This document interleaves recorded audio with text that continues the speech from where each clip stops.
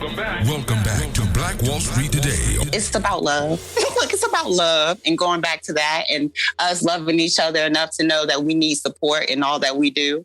And that's the village. This is Blair Durham with Black Wall Street Today, your media hub for all things Black entrepreneurship, politics, news, and events in Hampton Roads and beyond. Wouldn't you like to be a guest on Black Wall Street Today with Blair Durham? Well, the link is in the show notes. And now, here's your host, Blair Durham. Greetings.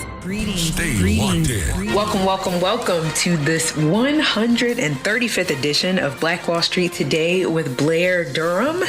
Let's go ahead and get to our first guest. Talking now with Jay Carter. Jay is an educator of 14 years. She's passionate about Black folks, mainly the youth and our future. She's the author of Stop Effin' Settling, a written collection of her reflections, thoughts, and beliefs. She's also launching a self-love subscription box called the Glow Up Box, and is currently working on a homeschool curriculum and resources to provide parents the necessary tools to facilitate their own children's education. Welcome to the show, Jay. How are you? Oh my gosh, you're amazing. Can I get a copy of that? Can I get a copy of that? That was awesome. Thank you. I'm good. How are you? I'm doing well. Excited to have you here. I think this is a pertinent conversation, especially, just thinking about the education piece. And, I am a fellow homeschooled for 5 years. Oh, awesome. We got to talk.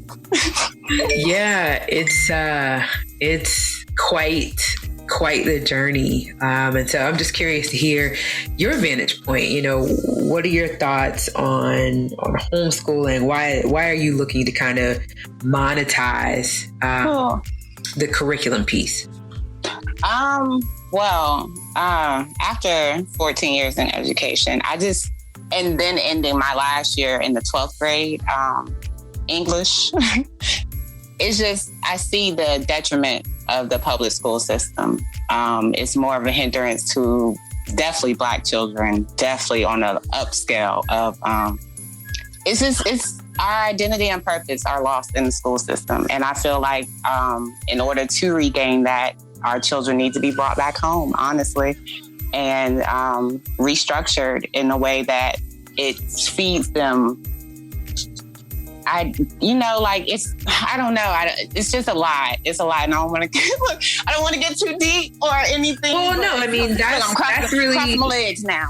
So let me give you some context. That's really the purpose of the conversation, right? Is to go ahead and go all the way there. I don't share this story often because I shared it once and it brought my daughter to tears. I don't think she realized why I was removing her from a private school environment. And it was because the head of school was perpetuating racism in ways that just made me really, really uncomfortable, and it was, of course, during a time where, police brutality, blah, blah, blah. And she had chosen to make some decisions to make the white students and the white parents comfortable, rather than admitting to kind of the truth of what we were experiencing. And I had to bring it to her attention. And then we had to deal with,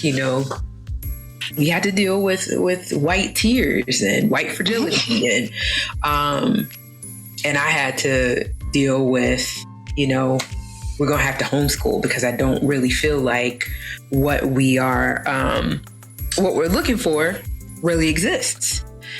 So that's kind of my backdrop. So okay. Save more, Okay, so it became personal this year. The advocating that I've always done has been for kids and just reminding or just trying to be that one to set the example or to show why we're still in the classroom. Because I'm in the classroom for the child. Not a number, not a test, not any of that good stuff. I want that child to be successful in whatever avenue they decide to take. I don't want to prepare a child for the world of work. I don't want to prepare a child for college because that's not what our children are made for. They're not made to go from one system to the next. I don't feel that. I don't believe that. I don't believe that grade should be attached to a child, especially so early on. I might look, and this when it became personal this year. My little first grader. Okay, so before I had children, I said that I would homeschool. Like after working in middle school, I said, oh, middle school is treacherous as far as the kids go, as far as the workload goes. And then I learned more about special education and the labeling. And I said, yeah, no, this isn't for my child because I never went to the elementary level. So I'm like, okay, K through 5. When I was in the 5th grade when I decided I wanted to be a teacher. So I felt like, okay, elementary, we're still striving. We're still, trying to get our identity or trying to figure out our purpose. We're still there. My child's in the 1st grade. This year, she received 2 E's virtually in 2 subjects that she loves dearly. Science, we do science experiments. Slime is a thing, so we make slime all the time. She talks about all that good stuff. And then reading, something that, since we've been at home since last year, it was a one-on-one thing, connection, and we're able to spend more time together and do reading. So I know her reading has gone well above what it has been. Well, because, me and my time and my 157 students, I was not able to be hand in hand with my own child because I have 2. And so I was homeschooling the 4-year-old, her preschool, pre-K4, and then the 1st grader was downstairs on her virtual. Okay, so I didn't turn in all her assignments, which, okay, I didn't. However, if I'm receiving emails at the 12th grade high school level that these kids can't receive a 0 and we have to give them a 50 for work they haven't even done, and my child, lovely child that's going to virtual and all that good stuff and logging on, she's 7 years old, and you feel the nerve to, put an E on her report card because of something I didn't do, not because she's not reading on 1st grade level, not because she's not comprehending on 1st grade level, but because I didn't turn in 2 writing assignments that you watched her do. You watched her do, but her parent didn't do it. So that's a form of bullying. And so when I addressed it, we had to go back and forth about it as far as a teacher because you didn't implement any kind of remediation, any kind of okay, how are we going to recover this child or anything? No, you just slapped 2 E's on a child who full well because we've talked. And so she knows I'm in Norfolk Public School System just as well as she's in Norfolk Public School System. But yet we're operating on 2 different levels for some reason, right? So I had to go in and I had to let her know first, you're not going to play my child like that. Second, you need to remember why you're in the classroom, because it's not to label any children. It's not to put any E or fail a child because their parent didn't do something or because you want them to act. And I feel like grades are a form of bullying because I use them like that in high school, at the high school level. When I want a child to act, okay, let me put this on here so they can give me my word. It's a form of bullying. I know that I'm able to admit that. However, that these are high schoolers and these are young adults that we still want them to function and be able to do something or turn in something. I get that. So let me just pause real quick. Yes, okay. I feel like what I hear you saying is what you experience here is not kind of a one-off scenario. That this is likely what dozens, if not hundreds, if not thousands of Black children are experiencing, not just as a function of virtual learning, but in general. And every day. And do you understand what it means for a child to get an E? Do you think, because my child doesn't know about a report card. She don't know anything about those grades. No, I get it. I also have a background in education, right? I was a education teacher. So I get it. So your entrepreneurship is a function of recognizing that, okay, there's a need out here that is going unmet. Yes. And see, with the homeschool curriculum, I really just want to give it away because I just want people. Look, I know and I understand. That's why I'm writing and that's why I got my books and all that good stuff, because the homeschool, I just want people to understand that there's options and choices. And I don't want anyone to ever feel like they have to do something. And that's where we come to a point where people really think they don't have choices out here. We have choices in everything. Here's a question. You were talking about giving it away. The curriculum itself, I want it to be available in people to able to access it, because that's all it takes for a homeschool is for you to provide your district with a curriculum. So I don't want that to be something that people have to pay for, because that defeats the purpose. The fact I want teachers to be able to provide resources on that platform so that parents are able to access those and pay for those, because I do understand teachers and, other educators and all that. People need to get paid. I get that. So everything can't be free, but the curriculum, I do want that to be accessible to everyone, because that's the start. That's all they ask for. So, and they actually only ask for a list of subjects, right? But let me toss this out. Devil's advocacy, right? I know. Go ahead. Can every parent afford to homeschool? No. Okay. I do understand that wholeheartedly. Nor does every parent want to homeschool. And I understand that and appreciate it, because you should know your limits. It needs to be community-based. My child loves school. My first grader, she loves school. She loves communicating with others, socialize and all that good stuff. So we go to the park a lot for, interaction peer-wise.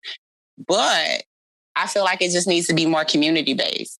I talk to a lot of people. I do know that they have some community groups in Norfolk that are church-based, that have already started and when whatnot. You say community-based, are you talking about the kind of thing where maybe parents are just rotating the responsibility? Maybe I got math on Mondays. Yes, ma'am. Tuesdays kind of thing. That way nobody's having to kind of like give up their entire career. Yes, ma'am.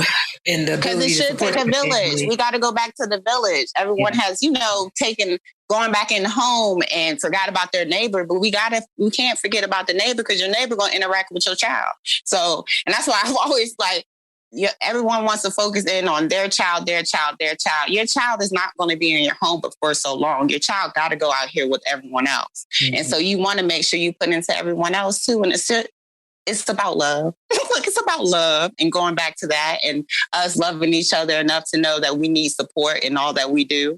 And that's the village. And it should be about the children in the future, because that's what we have and that's what we're building always. So it's like, what we're doing all this for if it's not for them? I got you. It makes sense. I'm of a similar mindset. Yeah, for sure. So I'll ask this, talk about the glow up box and what a self-love subscription is. It sounds like something amazing to receive on a monthly basis. So I made a couple prototypes. Okay. Yeah. So I made some prototypes and I made a couple videos and all that good stuff of them opening it. So I love the reaction, because I'm a Libra, right? So let's start there. I'm very indecisive when it comes to gift giving, right? So I always like to make baskets of things. And that's always been my thing, to make a basket of somebody's favorite things. So with the glow up box, it's like, okay, if I can take everyone's little personality, what they like, what they're their goals that they have in mind, the things that they want to put back into themselves, and put all that into a box. And it's like surprise. And I see how my children act when they open up them little LOL surprises and all that mess. So it's like, okay, let's give adults some surprises, because everyone wants surprises are fun. So the self-love and self-healing and putting back into yourself is important right now, because we get drained and the world takes a lot out of us and we can't give out what we don't have. So if we don't have self-love, then we don't have love to give out. So it has to start with yourself.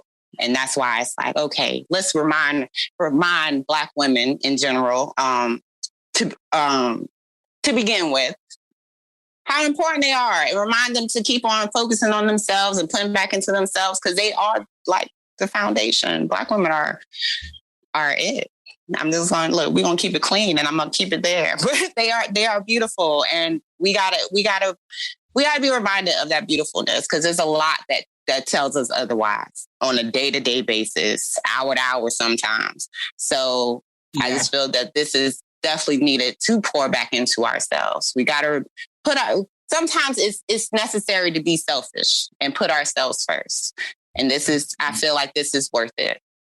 Definitely. Wow. Okay. So how do you envision the subscription box working? Is it like where, because I think about some of the subscription services where, you do get to kind of customize it to the degree that you're able to share some of your likes, wants, preferences. I like leopard print, but I don't like plaid, that kind of thing. And then from there, you're curating this box based on the person's, preferences, or is it just kind of like on the Oprah's favorite things tip, where it's like every month I'm putting together some things that I feel like Black women need to be exposed to just across the board? Well, okay, so it kind of goes both ways, right? So I created a questionnaire that women will fill out to begin, so that we'll get a sense of their personality, their likes, dislikes, like you said, things that they're into, even needs. But then we also have, because I do want to introduce Black female vendors, and Black male vendors too. Now I won't even limit it to females, but I've only been interacting with a lot of females lately. So that's why I said Black females. But I want to introduce at least 4 Black vendors monthly also. So I want them to be the feature, and I want to do a little write-up, little bio, so that they can get exposure and we can get out there as far as, creating trends and having us become trends, having our products become trends and whatnot. Exposure is everything. I know that. And however we can market and go about partnershiping and working together, that's what I like to do. That's my village. Going back to my village, because I always felt like community, teamwork, make the dream work. Yeah. So So the 4 basic products from a vendor, just whatever they're offering. And then I want to fill it up with at least 4 to 8 other things that relates to that person in general. But each box is customized. Even the design of the box is one of a kind. So yeah, it's pretty dope. I know. I know, and that's why I'm trying to figure out the logistics, but to start off, we're only doing 40 subscriptions. So for the month of August, when we launch, we're only launching with 40 women.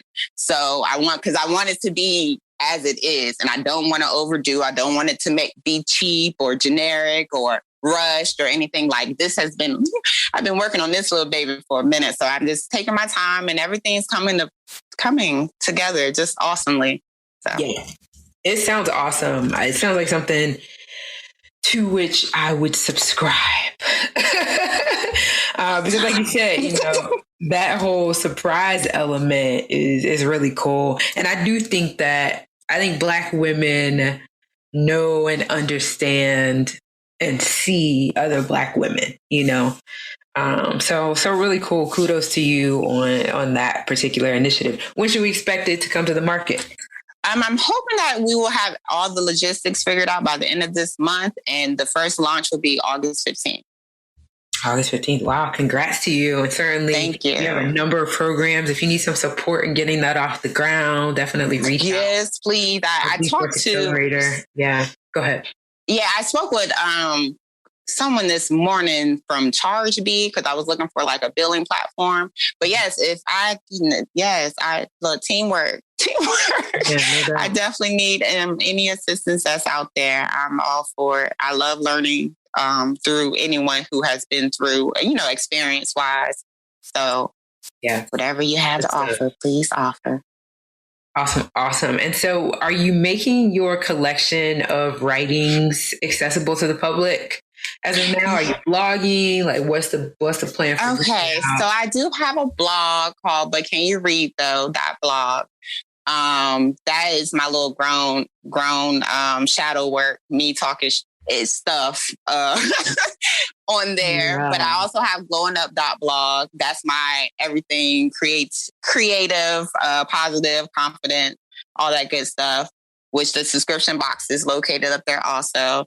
But as far as my writing, my book is available on smashwords.com right now. Stop effing settling. And the hard copies I hope to have by the end of this week, and they should be available on the But Can You Read Though blog also, and smashwords.com. So. Okay. Yeah. Perfect. Exciting. Okay. And then what about just personally being able to reach you? Are you doing social media and all of that? I do have some. Look, I started social medias last year for glowingup.com. Look, what is it? Glowing Up. I think it's Glowing Up 1 on Instagram, maybe. I'm not sure. Okay. Glowing Up 1, maybe. Or no, it's Glowing Up.Publications, LLC. Is that? Spell that out so we can. GLONUP. And then it's Publications. GLONUP. Publications. PUBLICATIONS.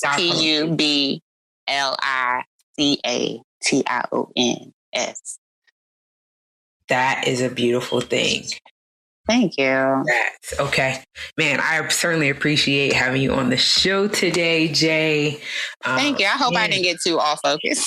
No, I mean, it's good because we are all of these things. And a lot of times we will compartmentalize, right? You know, I'm focused. This is it right here. And the reality is that's not how we come to the table, right? We come with everything that we are. So I appreciate you being willing to be transparent about not just, you know, what you built and what you're building, but also why you're building what you're building based on your own experience. I mean, I think that story is what makes it, that's what resonates with other humans, you know? So never be ashamed to tell that story. It's been fun, Jay. Thank you for your time. Yeah, for sure. Definitely will invite you back as things progress and we can talk more about that box and get it in the hands of our listeners. Welcome back. It's the 135th edition of Black Wall Street Today with Blair Durham. We are talking now with Sheri Johnson. She is the founder of Giving with a Golden Hand. Her passion is serving the community and making a difference, which she's doing with her nonprofit, whose vision is to meet the needs of the underserved community members, often overlooked by larger nonprofit organizations. Welcome, Sheri. How are you? I'm great. Thank you for having me. Thank you for being here, and thank you for all that you do with Giving with a Golden Hand. I've only recently become aware of your organization, and I'm just amazed by what you manage to pull off on a daily basis for the community. So, talk to us a little bit about the vision for the organization. My vision is big. I see myself in the next 5 years, not just being in Virginia, but in another state. That's how big I want it to be. My vision is to help our underserved and overlooked communities. Just to name a few, you know, I'm in Virginia Beach, so I do have Atlantis Apartments, Friendship Apartments, Twinkenell Apartments. My goal is to bring us into their community and show them a better way and show them a better light. I don't know, you know, if a lot of people watch the news, but in them communities is a lot that happens in them communities. And I just want the kids to see something positive.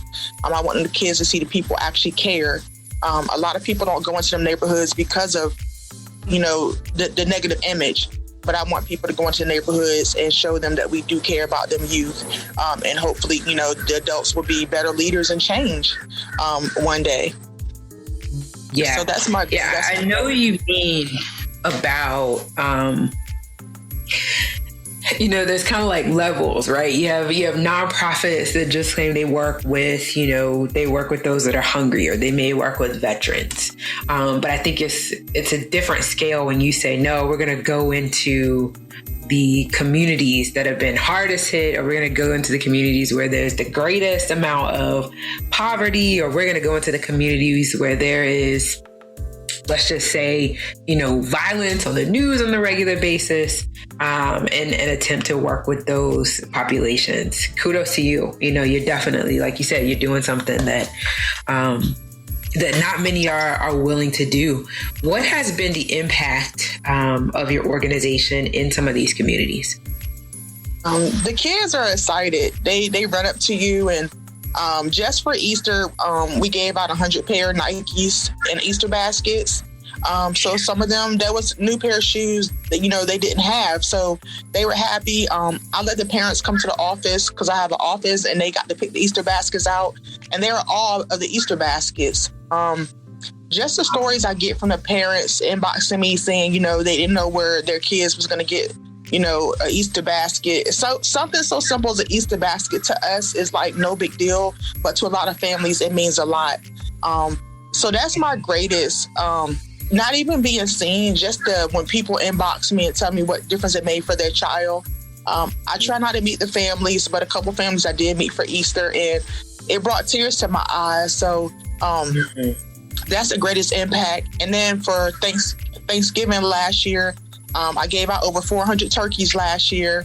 And I was set up in a location in Virginia Beach, and a lady came, and I had gift cards because I collected gift cards from Food Line, because Food Line give you gift cards. And I was saving them, and this one lady came, and she had no food, and she was hungry. So I gave her like the gift cards, all the gift cards I had. And she was just crying. And she's like, people are not like you. And I said, there's people like me. She just sat there and cried and cried and cried. And it was a blessing to me. It's a blessing to be a blessing and to watch somebody else be blessed. Because again, once you go in your house, Miss Blair, once I go in my house, no one knows about the battles that we fight. And to see somebody else, blessing or smile, and people are very thankful. People are thankful. Just someone telling you thank you, it means so much. So the impacts of giving something to somebody who don't have what you have. Yeah, I was just thinking, by providing another layer of support to these families, you're closing a gap, right? And it's not necessarily that the children have to have Easter baskets, but just the fact that there's another resource means that there's somewhere else that they can turn to in a time of need, right? And your organization is stepping up to be that resource. Wow. Again, kudos. Kudos to you. So I know you have a group as well where you're helping to provide resources and support to other nonprofit organizations. Can you talk a little bit about that group? Yes, I started a group on Facebook as a messenger group where we all come together. So one of the incidents happened was I would give you my last, and you ain't got to tell me why or when. So when I started my nonprofit, I didn't know all the it's a learning process every day.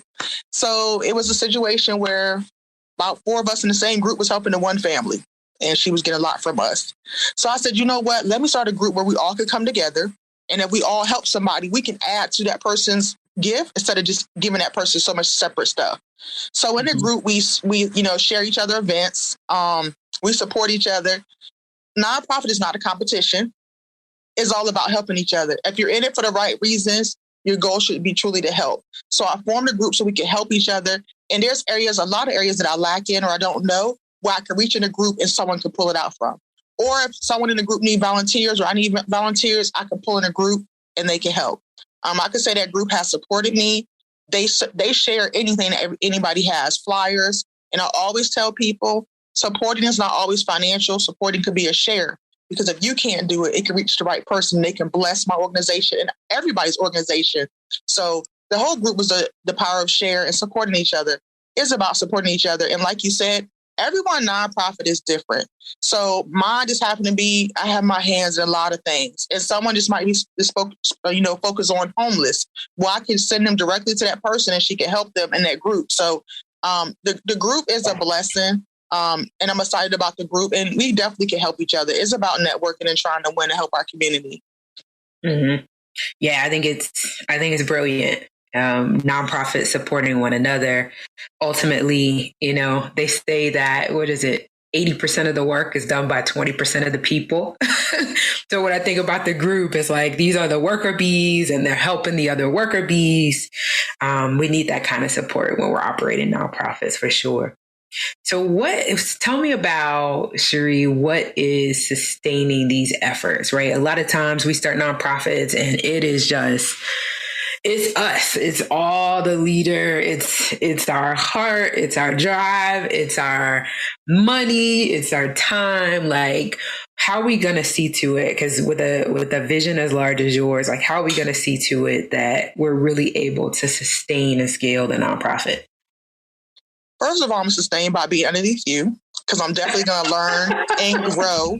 I believe when you attach yourself with people who's winning you're going to grow. You have no choice but to grow. I can't lag because I'm learning information from you and your group. So I'm definitely going to say this has helped me as well to, kickstart myself.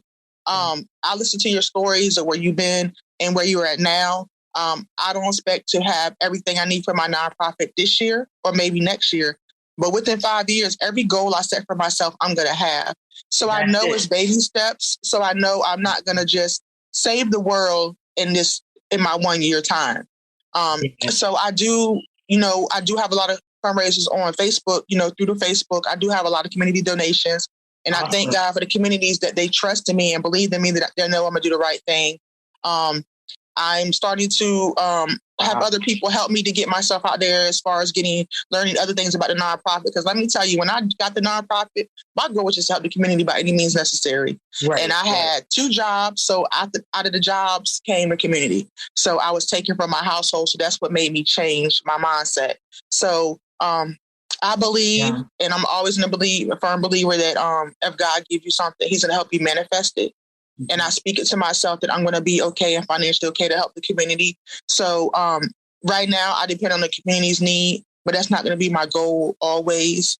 I'm always thinking of other ways to get, you learn grants. Actually tuning into your seminar is helping me.